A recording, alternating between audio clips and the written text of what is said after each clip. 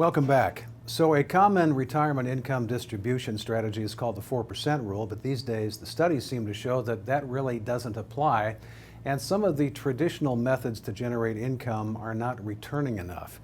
That's why fixed indexed annuities are becoming more and more popular. My guest is Darcy Bergen in Peoria, Arizona. Darcy, welcome. Well, thanks for having me, Scott. So why don't you begin by talking about how a fixed indexed annuity actually works?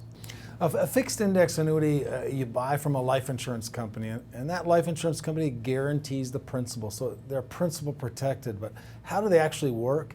Well, in most cases, the life insurance company is going to buy a long bond, and they're going to take the interest on that bond, and they're going to buy call options on a certain index, like say the S&P 500. And so if the stock market goes up, they're going to exercise those call options, and they're going to give the annuity holder a percentage of the up, and they're going to keep a percentage.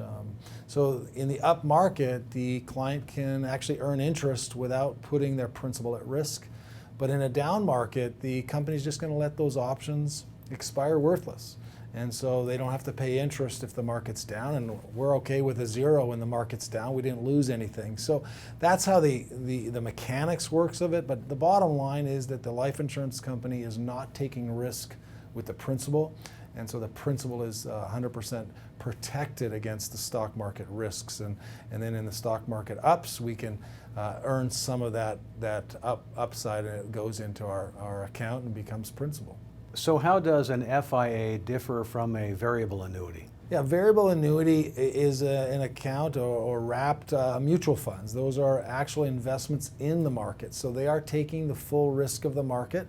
If the market goes up, they're going up. If the market goes down, they're going down. And so they're just wrapped in a variable annuity. And so not only is the risk a big difference, you know, the fixed index annuities, you're safe in your guaranteed account, principal protected, and your variable annuity is your risk money. And the other reason we don't necessarily like variable annuities as much is because of the fees. The average fees are going to go between 3 and 4, even 4.5% on a variable annuity, where in an index annuity you don't have those high fees. Your fees are going to be 0 to 1% in a fixed index annuity.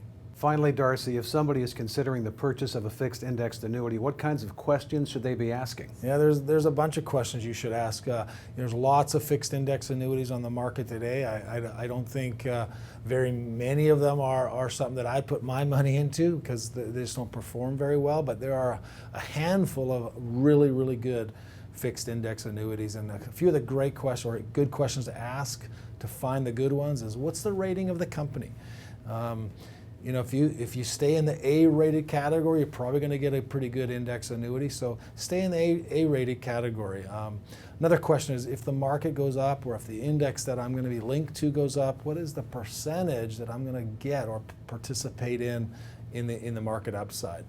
Are there any fees or spreads? What are the fees for? And then big question is, what's the liquidity? How do I get money out of the fixed index annuity to live on? And so liquidity is a big question. You want to make sure that the liquidity of the index annuity matches your liquidity needs.